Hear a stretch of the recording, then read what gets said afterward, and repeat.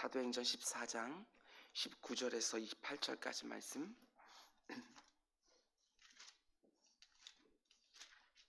사도행전 14장 19절에서 28절까지 말씀입니다.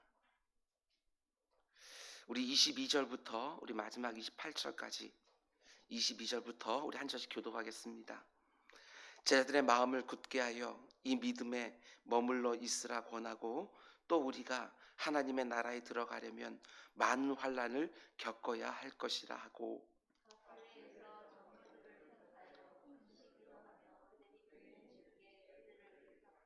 비시디아 가운데로 지나서 밤빌리아에 이르러 거기서 배 타고 안디옥에 이르니, 이곳은 두 사도가 이룬 그 일을 위하여 전에 하나님의 은혜에 부탁하던 곳이라.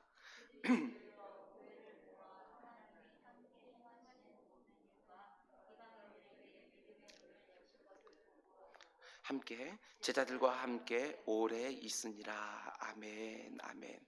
우리 잠시 기도하겠습니다. 사랑해 주님, 하나님이 해주지 않으시면 우리 삶 가운데 속에 그 어떤 의미 있는 일도 일어나지 않는다고 말씀하셨습니다. 하나님이 행해 주셔야 되는 것이기 때문에 더욱 기도하는 우리 모두가 될 수 있도록 인도하여 주옵소서. 시간을 구별하고 자리를 구별하여 하나님 앞에 간절히 부르짖는 영혼들이 더욱더 많아질 수 있도록 인도하여 주옵소서. 그 어느 때보다도 기도해야 될 줄로 믿사오니, 기도해야 되는 자들이 기도해야 될 수 있게 하여 주시고, 하나님 앞에 일해야 되는 사람들이 기도함으로 하나님께 주시는 것들을 공급받아서 그 일들을 감당할 수 있는 우리 모두가 될 수 있도록 인도하여 주옵소서. 나라와 민족을 위하여 기도하게 하여 주시고, 이 땅을 위하여, 교회를 위하여, 선교지를 위하여, 사랑하는 영혼들을 위하여, 가족들을 위하여 마음껏 기도하는 기도자들 주님께서 이곳저곳에 많이 드러날 수 있도록 인도하여 주옵소서. 힘들고 어려운 때라고 말만 하는 것들이 아니라 하나님께서 능력 주시면 능히 감당할 수 있노라고 믿음을 세우면서 기도로 부르짖으며 하나님을 찾고 하나님께 가장 좋은 것으로 승리하는 인생들 다 될 수 있도록 인도하여 주옵소서. 오늘도 이곳저곳에서 하나님 앞에 말씀 붙들고 기도하는 손길들이 있습니다. 주님, 그들을 복되게 하여 주시사 그들이 행하는 모든 일들 가운데 효력 있게 하여 주시고, 그 가운데 속에 하나님께서 행하시는 선한 역사 이곳저곳에서 볼 수 있도록 인도하여 주옵소서. 기도의 자리에서 부르짖고 일상의 자리에서 하나님의 기적을 경험하는 우리 모두가 되게 하여 주옵소서. 말씀을 들으려 합니다. 주님, 오늘 이 새벽에도 우리에게 기도의 제목들을 허락하여 주옵소서. 이 모든 말씀 예수님의 이름으로 기도드렸습니다. 아멘. 아멘. 여러분 잘 오셨습니다. 여러분들의 기도 가운데 속에 하나님께서 오늘도 역사를 일으켜 줄 믿습니다. 믿음으로 말씀을 경청하시고 그 말씀 붙들고 부르짖는 가운데 하나님의 큰 놀라운 역사를 경험하는 우리 모두가 되기를 주님의 이름으로 축원드립니다. 아멘. 아멘. 사도행전 강의 9번째 시간입니다. 오늘 말씀의 제목은 하나님이 열어주셔야 열리는 인생, 이런 제목으로 말씀 전하도록 하겠습니다. 하나님이 열어주셔야 열리는 인생. 내가 아무리 애를 써도 열리지 않는 것들은 하나님께서 열어주신다. 여러분 믿으십니까? 믿음으로 계속해서 두드리시고 열어주신 하나님의 은혜를 경험하는 우리 모두가 되기를 주님의 이름으로 다시 한번 축복합니다. 우리는 어제 새벽에 유대인들에게 있었던 악한 열심과 바울에게 있었던 선한 열심에 대해서 함께 보았습니다. 유대인들은 사도 바울 일행을 계속해서 쫓아다니면서 죽이려고 했습니다. 악한 열심이지요. 그러나 사도 바울은 어떻게 합니까? 하나님이 주시는 선한 능력을 가지고 주를 위한 열심을 가지고 계속해서 복음을 전합니다. 비시디아 안디옥에서 이고니온으로, 이고니온에서 루스드라로, 루스드라에서 더베로 계속해서 이동하면서 복음을 전합니다. 유대인들이 또 쫓아와서 사람들을 선동해서 자기들을 죽이려고 하면 또 다른 곳으로 이동해서 복음을 전하는 것이지요. 절대로 중단하지 않습니다. 절대로 포기하지 않습니다. 루스드라에서는 돌에 맞아서 거의 죽을 뻔했습니다. 그런데도 이튿날 곧바로 또다시 일어나서 더베로 향하고 또 복음을 전하기 시작합니다. 정말 대단한 열심이지요. 그러나 오해하지 마시기 바랍니다. 사도 바울이 대단해서가 아니지요. 하나님이 그렇게 선한 열심을 낼 수 있는 능력을 그에게 허락해 주신 것입니다. 하나님의 선한 힘이 그를 감싸고 그가 너무나 사랑하는 주님이 그와 함께 해주시니까 그에게 주어지는 하루 또 하루가 날마다 새로울 수 있었다는 것입니다. 지난 밤에 아무리 힘들고 어려운 상태로 잠자리에 들었다 할지라도 오늘 이 새벽에 말씀 붙들고 기도할 때에 하나님께서 오늘 또 선한 열심을 낼 수 있는 선한 힘을 주시는 새벽이 되기를 주님의 이름으로 축원을 드립니다.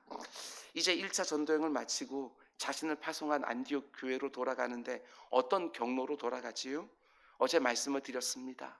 지금 있는 더베라는 곳에서 조금만 내려가면 자기의 고향 다소이고, 거기서 또 조금만 이동하면 자신을 너무나도 반겨줄 사랑하는 성도들이 기다리고 있는 안디옥 교회로 곧바로 갈 수 있는데, 바울 일행이 어떻게 합니까? 왔던 길로 되돌아갑니다. 더베에서 루스드라로, 루스드라에서 이고니온으로, 이고니에서 비시디아 안디옥으로 자기를 죽이려고 쫓아다니던 유대인들이 살고 있는 곳으로 다시 되돌아가는 것이지요. 왜 돌아갑니까? 오는 길에 복음을 받은 그 어린 제자들을 위로하고 격려하기 위해서 다시 돌아가는 것입니다. 너무나 귀한 열심이고 너무나 대단한 열정이 분명합니다.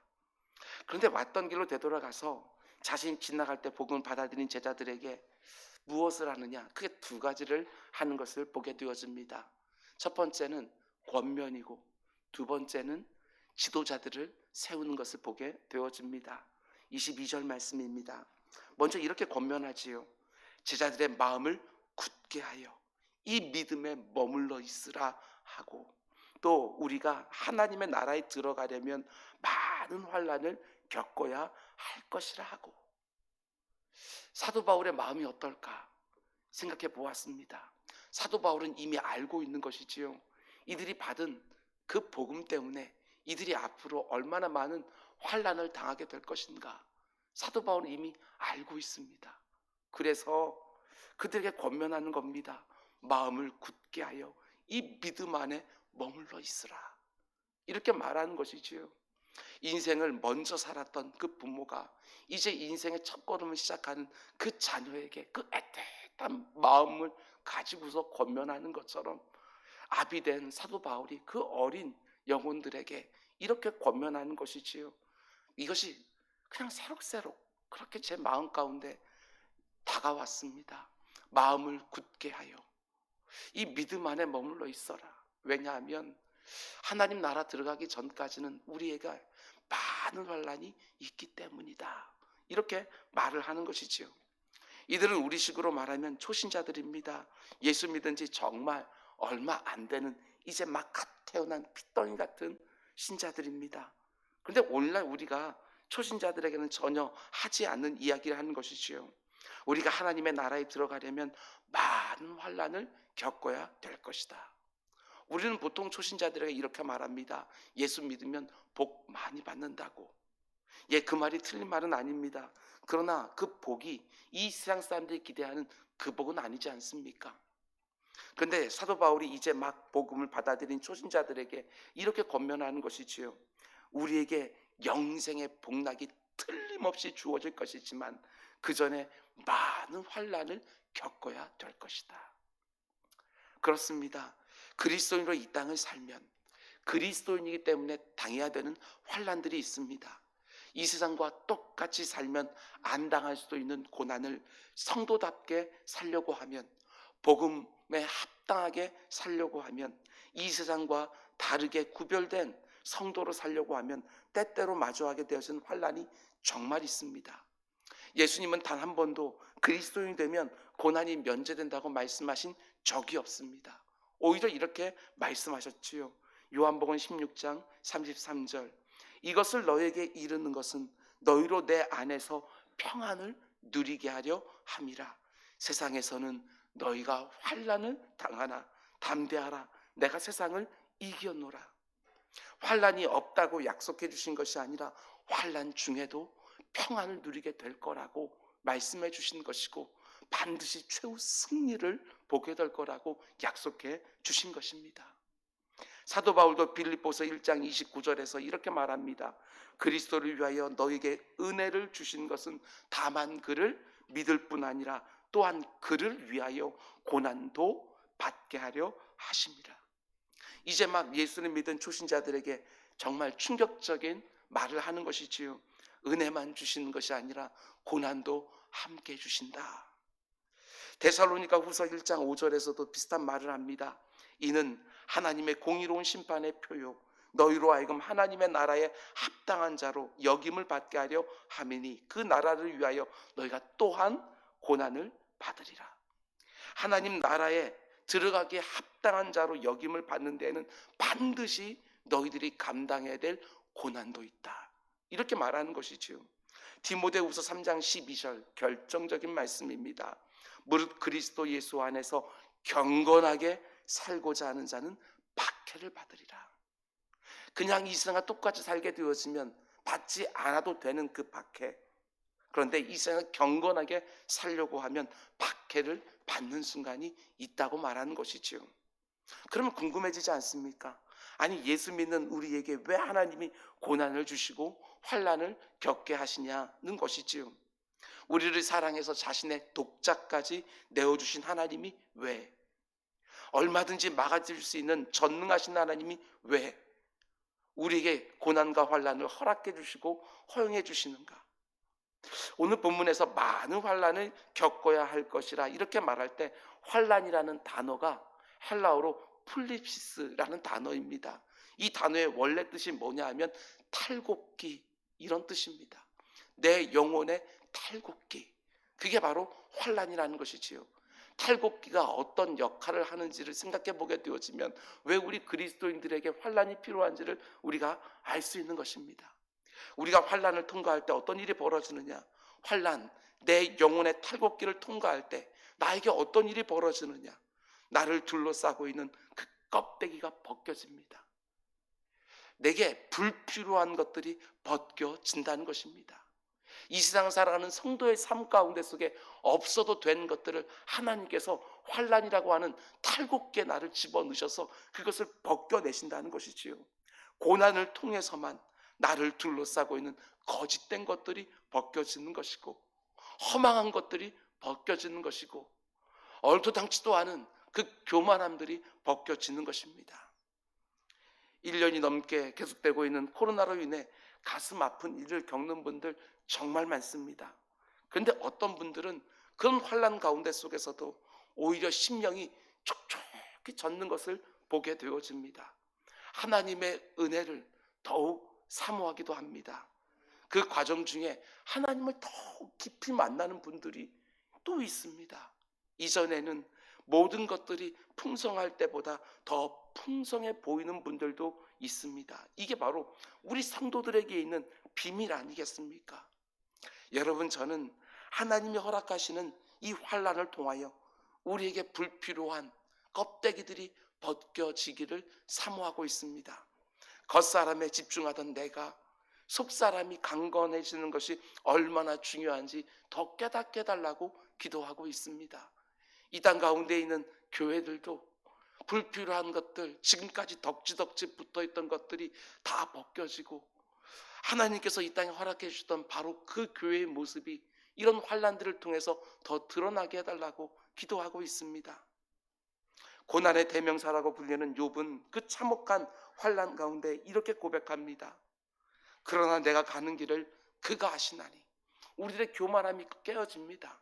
내가 내 인생을 계획하고 내가 어디로 가고 있는지 안다고 생각했는데 저는 예상치 못한 환난을 당하고 보니까 내가 내 인생을 아는 게 아닙니다. 내가 계획한 대로 사라지는 것도 아니고 내가 가고 싶은 길로 가지는 것도 아닙니다. 오직 하나님만이 내 인생이 어디로 가고 있는지 알고 계시는구나. 이게 깨달아집니다. 그리고 고백하는 것이지요. 그가 나를 단련하신 후에는 내가 순금같이 되어 나오리라. 이 믿음 가지고 그 환난의 시기를 지나가는 것이지요. 로마서 5장 3절 4절은 또 이렇게 말합니다. 다만 이뿐 아니라 우리가 환난 중에도 즐거워하나니. 왜 즐거워한다고 말합니까?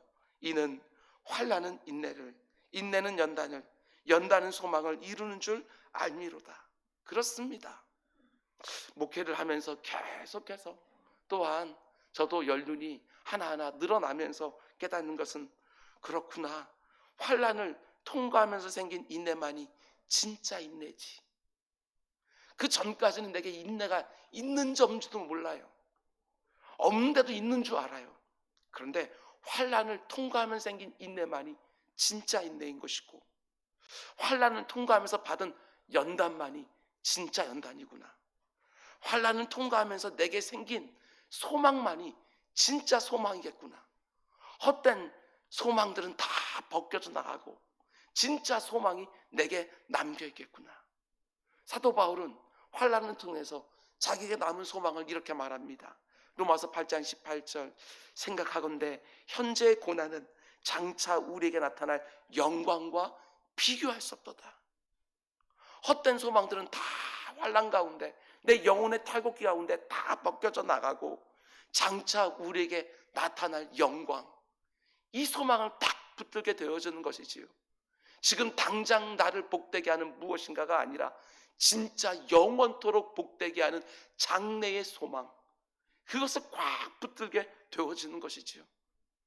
이렇게 하나님 나라에 들어가기 전에 많은 환난을 겪어야 될 것이다 라고 이렇게 말했는데, 그 환난을 다 겪고 나서 내 진짜 소망하는 그 나라에 쑥 들어갈 때 얼마나 감격스러울까. 환난을 통해서 우리의 소망이 진짜 소망이 되는 것이지요.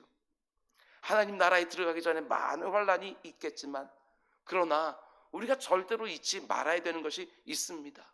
탈곡기 안에 들어갔을 때에도 잊지 말 것이 있습니다. 7배나 더 뜨겁게 불타고 있는 풀무불에 들어갔을 때에도 잊지 말아야 될 것이 있습니다. 그 가운데 주님 함께 계신다. 환난은 면제해 준다고 말씀하지는 않으셨지만 환난 중에 함께 해주시겠다고 분명히 약속해 주셨습니다. 반드시 견뎌내고 버텨내고 이기게 해주시겠다고 약속해 주셨습니다. 로마서 8장 37절 그러나 이 모든 일에 우리를 사랑하시는 이로 말미암아 우리가 넉넉히 이기느니라. 여러분, 이 믿음 가지십시오. 지금 환난 가운데 탈곡기 안에 들어가서 막 돌아가고 있다 할지라도 잊지 마십시오. 넉넉히 이기느니라. 겨우겨우 간신히 어금니 꽉 깨물고 어떻게든 지나가길 원하는 것들이 아니라 넉넉히 능히 이기리라. 이 믿음 가지고 한 걸음 한 걸음 우직하게 걸어가는 거예요.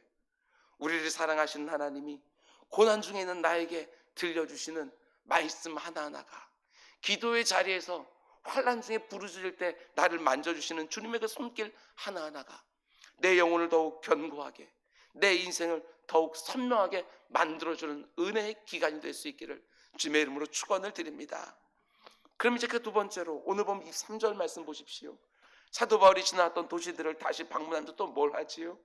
이제는 지도자들을 세우는 것을 보게 되어집니다. 23절 각 교회에서 장로들을 택하여 금식 기도하며 그들이 믿는 주께 그들을 위탁하고.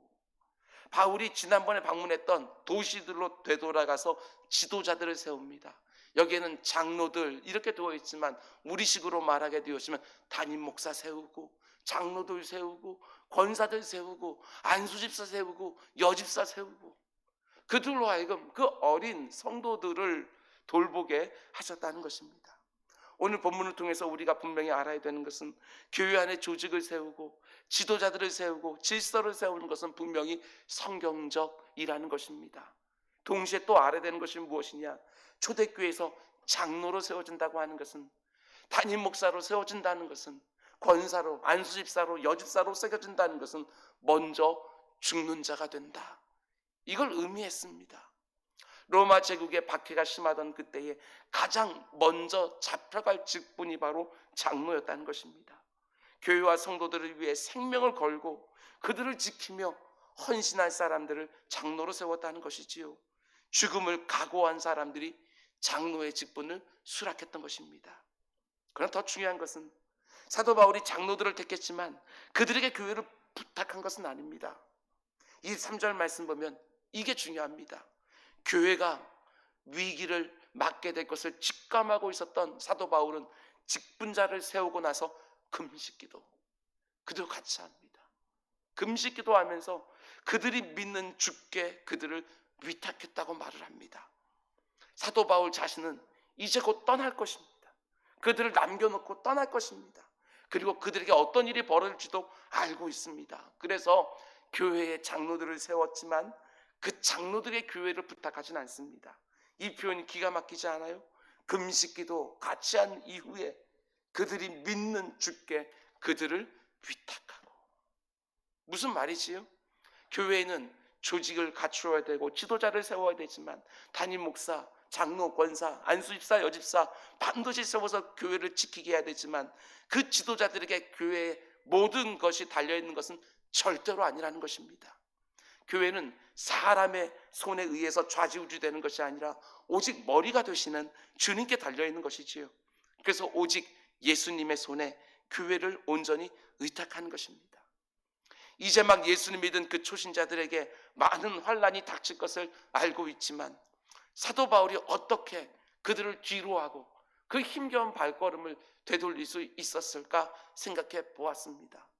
눈에 그들이 계속해서 걸리지만 어떻게 그들을 그 자리에 그대로 두고 많은 환난이 있을 거를 알면서도 어떻게 사도 바울이 그들을 남겨놓고 떠날 수 있었는가? 다른 거 아닙니다. 금식기도 하고 하나님께 그들을 위탁했기 때문에 하나님이 저들을 지키신다. 하나님이 이제 막 예수 믿기 시작한 저 어린 성도들을 지키실 것이다. 이제 막 세워진 저 교회들을 지켜주실 것이다. 하나님께 위탁하고 떠나는 것이지요.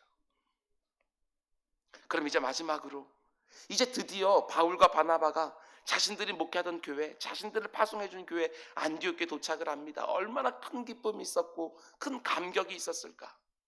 제가 선교지에 가서 한 2, 3주만 있어도 교회와 성도님들이 그렇게 그리운데 그러다가 돌아오면 너무나도 반갑고 기쁜데 바울과 바나바는 오랜 기간 선교 여행을 했고 죽음의 위기를 수없이 넘었습니다. 늘 자신들을 핍박하고 박해하는 사람들만 천지였는데 자신들을 너무나 기쁘게 맞이해주는 안디옥 교회 성도들을 오랜만에 만났습니다. 얼마나 기쁘고 얼마나 반가웠을까, 얼마나 위로가 되었을까. 그런데 오랜만에 돌아와서 교회를 보니까 어떻습니까? 26절 거기서 배 타고 안디옥에 이르니 이곳은 두 사도가 이룬 그 일을 위하여 전에 하나님의 은혜에 부탁하던 곳이라. 아, 그랬구나. 사도 바울이 맨 처음 그 안디옥 교회를 떠날 때에도 하나님의 은혜에 그들을 부탁하고 떠났구나. 이걸 알 수 있습니다. 사도 바울과 바나바는 그 교회에서 공동 목회라고 있었던 담임 목사들이었습니다. 그때 어떻게 그들이 떠날 수 있었을까? 다른 거 아닙니다. 하나님의 은혜에 부탁하고 떠난 것이지요. 그리고 오랜 시간이 걸려 선교여행을 마치고 돌아와서 교회를 보니까 너무나 든든하게 서 있습니다. 담임 목사들이 다 빠져 있는데도 불구하고 교회가 너무나 든든하게 서 있는 것이지요. 얼마나 감사했을까.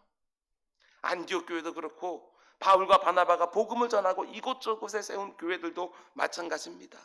교회는 사람들의 손에 부탁하면 무너지지만 하나님의 은혜에 부탁하면 든든히 서가는 것이지요. 금식하며 기도하며 하나님 앞에 모든 것을 위탁했던 그들의 모든 소망이 하나님께 더 멋지게 이루어진 것을 보게 되어집니다. 교회만이 아니라 우리의 직장도, 우리의 자녀도, 우리의 인생도 사람의 손에 달려있는 것처럼 생각하는 것이 아니라 하나님의 손에 위탁해야 그것이 든든히 서가는 줄 알고 늘 기도의 자리에서 하나님께 부르짖는 것이지요. 요게벳의 노래라는 복음성가를 보게 되어지면 너의 삶의 참 주인, 너의 참 부모신 하나님, 그 손에 너의 삶을 맡긴다. 우리 집에도 자녀들이 셋이나 있는데 여러분과 제가 언제까지 우리의 자녀들을 책임질 수 있겠습니까? 주님의 손에 위탁하는 것입니다. 주님의 손에 맡길 때 하나님께서 그 자녀의 인생을 책임져 주시는 것이지요. 우리도 언젠가 자녀들을 뒤에 남겨놓고 정말 하나님께서 나를 위해 예비해 놓으신 그곳으로 떠날 때가 있을 것입니다. 그러면 남겨진 자녀들을 어떻게든 끝까지 책임지려고 하는 것이 아니라 하나님께 위탁하고 찬송 부르며 그 나라로 가는 것이지요. 거기까지가 바로 육신의 부모가 할 수 있는 마지막이지요. 하나님의 손에 부탁하는 것입니다. 하나님이 내게 맡기신 사업장, 내 손으로 힘써 일하면 모든 것이 그대로 됩니까? 그렇지 않습니다. 사업장도 하나님의 손에 맡겨 드리시기 바랍니다. 내 인생 전부를 하나님의 손에 의탁하는 우리 모두가 되기를 주님의 이름으로 축원을 드립니다. 그리고 이제 사도 바울이 안디옥 교회 성도들에게 선교 보고를 하는데 굉장히 인상적입니다. 27절 말씀 보십시오. 그들이 이르러 교회를 모아 하나님이 함께 행하신 모든 일과 이방인들에게 믿음의 문을 여신 것을 보고하고, 지금 사도행전을 기록하고 있는 누가는 사도 바울의 1차 선교 여정을 13장과 14장에서 아주 길고 자세하게 기록했습니다. 그런데 사도 바울의 선교 보고는 단 한 개의 구절, 너무 심심할 정도로 한 개의 구절로만 딱 기록하고는 보게 됩니다. 저는 이 부분이 굉장히 의미심장했습니다. 하나님이 현장에서 역사하신 것은 아주 길게 관심 있게 기록하지만 사람이 그 일을 보고하는 것은 단 한 절로 아주 짧게 기록하고 있다는 것입니다. 왜 이렇게 기록하고 있을까? 저는 이렇게 묵상했습니다. 다 하나님이 하셨다. 누가는 그것만 말하고 싶었습니다. 다 하나님이 하셨다. 사도 바울이 대단해서가 아니고 바나바가 잘 조력해서가 아니라 하나님이 다 하셨다 하고 우리의 모든 관심을 그 사람들에게 아니라 하나님께로만 다 되돌리기 위해서 오늘 두 가지만 보고하는 거예요. 하나님이 함께 행하신 모든 일과 이방인들에게 믿음의 문을 여신 것을 보고하고, 이렇게 되어 있는 것이지요. 그가 쓴 동사를 보면 행하셨다라는 딱 하나의 동사입니다. 주어도 딱 하나입니다. 하나님이 행하셨다. 하나님이 행하셨다. 하나님이 열어주셨다. 이렇게만 말하고 있지요. 사탄은 우리에게 자꾸 이렇게 고백하기를 부추깁니다. 내가 이 일을 다 했다. 오지호 너 참 잘났다. 아닙니다. 하나님이 행하셨다. 하나님이 문을 열어주셨다. 이걸 하나님께서는 우리 입술을 통하여 듣기를 원하시는 것이지요. 특별히 사도 바울이 이렇게 말합니다. 하나님이 이방인들에게 믿음의 문을 열어주셨다. 믿음의 문을. 아직까지 우리 사랑하는 가족들 중에서도 믿음의 문이 열리지 않은 심령이 있습니다. 누군가에게 복음을 전해보신 적이 있습니까? 그 단단하게 닫혀져 있는 그 마음, 내가 열 수 있습니까? 어림없습니다. 영적인 싸움인데 어떻게 내가 엽니까? 오직 하나님이 열어주셔야지만 그 완고하게 닫힌 문도 열리는 거 아니겠습니까? 자녀들과 대화할 때도 마음이 막혀 있습니까? 그것도 하나님이 열어주셔야지만 그 마음이 열리는 것 아니겠습니까? 내 인생에 닫혀있는 분들, 애를 쓰지만 안 열리는 분들이 정말 있습니다. 취업의 문, 주님이 열어주셔야 합니다. 결혼의 문, 주님이 열어주셔야 합니다. 출산의 문도 주님이 열어주셔야 됩니다. 기회의 문도 주님이 열어주셔야 됩니다.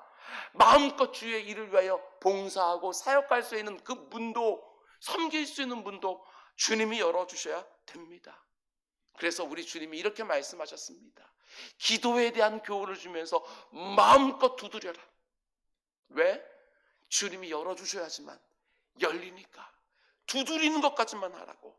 그러면 그 뒤는 하나님께서 알아서 해주신다고. 믿음으로 두드리라. 내가 열어주리라. 새벽마다 믿음으로 두드리는 가운데 지금 닫혀있는 모든 분들이 하나님의 은혜로 활짝 열려지는 그날이 속히 오기를 주님의 이름으로 축원드립니다. 기도하겠습니다. 사랑의 주님, 오늘도 이 말씀과 함께 이곳에서 또는 각처에서 기도하는 심령들 가운데 간절히 사모하는 마음을 주시고 기도 외에는 그 어떤 유도 나타나지 않는다는 것을 분명히 고백하면서 닫힌 문을 향하여 마음껏 두드리게 하여 주시고 그 가운데 속에 하나님께서 열어주시는 그 감격적인 순간을 속히 맞이하는 주의 백성들 다 되게 하여 주옵소서. 이 모든 말씀 예수님의 이름으로 기도드렸습니다. 아멘.